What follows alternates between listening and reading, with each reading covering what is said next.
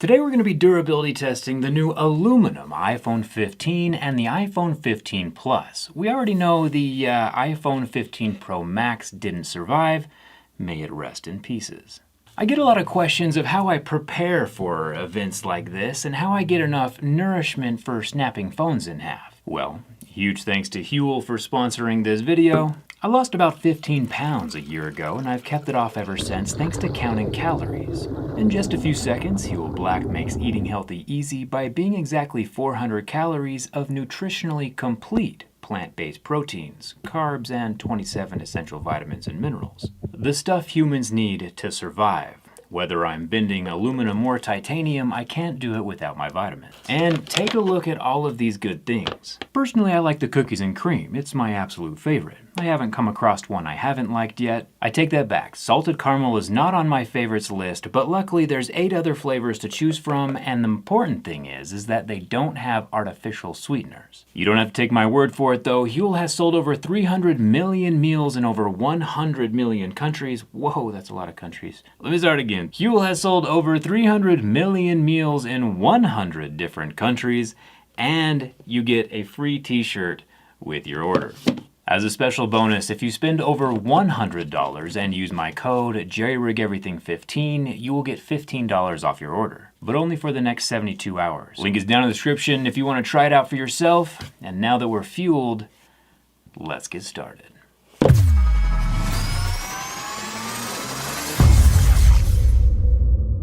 One super easy way to tell if your iPhone is real or genuine, and not a sneakily sealed up box with a brick in it, is with a sweet little hologram thing that Apple added to the sticker of each box. 100% invisible to the naked eye, you'll have to have a UV flashlight to see it, which aren't too expensive.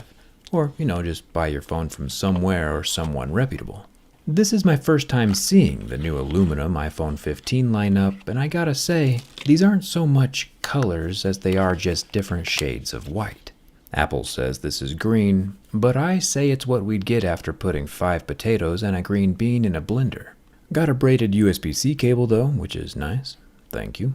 This is either what smartphones are going to look like in heaven, or the first blade of grass you see after getting hit with a flashbang. Jokes aside, the iPhone 15 does feel incredibly good. I can't quite describe it, but holding it in my hand gives me the same wow vibes that I got for the first time holding an iPhone 4, way back in the day. The super flat glass leading right up to the contoured aluminum frame. I genuinely approve of these design tweaks. Almost scratched it. That'd be embarrassing. Plus, the USB-C port is just bringing the whole world together and is perfect. I'm being far too clumsy today, I apologize. We better move on before something happens to this phone. Oh yeah, I am that something.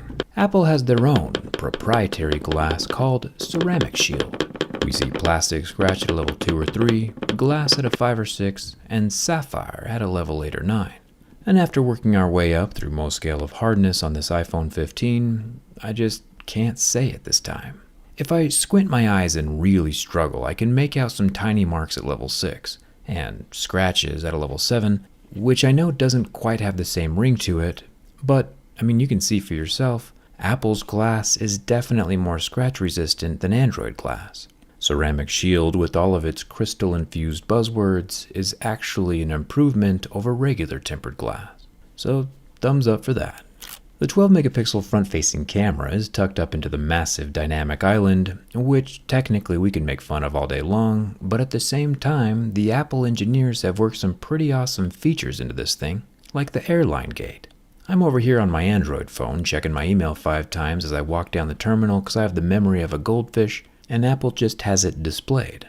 I'm just saying I'm a little jealous, but only sometimes. It looks like Apple again added the invincible 5G adamantium antenna oval, and the rest of the anodized aluminum scratches pretty easy, including the power button. Apple doesn't specify which series of aluminum they're using this time around. It could be 6 or 7000 series. I'll see if I can get it fluorescently scanned with x-rays and find out here in another video soon. So make sure you're subscribed for that. The USB-C port is USB 2, which is just as fast at transferring data as the previous Lightning port.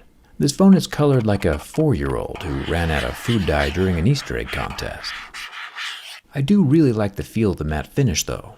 Apple tried to tell us that there are 3 cameras up here during their event, but any 4-year-old without food coloring could easily tell us there are only 2. The lower is a 48 megapixel main camera lens. Apple says the sensor is big enough for a 4x crop, turning the main lens into an optical telephoto. But if you're only using a fraction of the sensor, is it still considered optical? Personally, I'd say no. There's a 12 megapixel wide-angle camera up top, which I guess, according to Apple's math, is a 12x optical if you crop to 1 megapixel.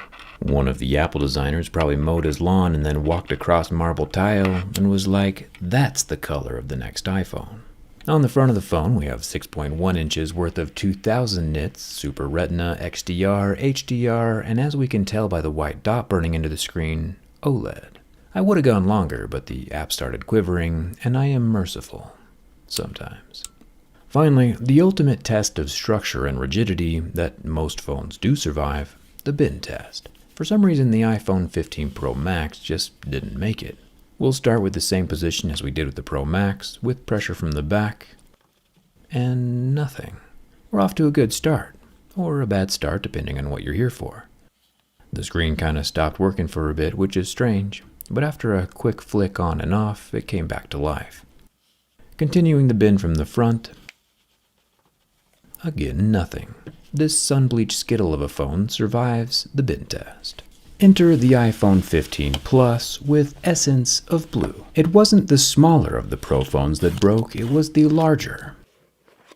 So it's only fair that we also bin test the larger 15 Plus as well, which has the exact same features as the 15. There are quite a few reasons why a phone could break. Microscopic imperfections in the materials, flaws in casting or milling.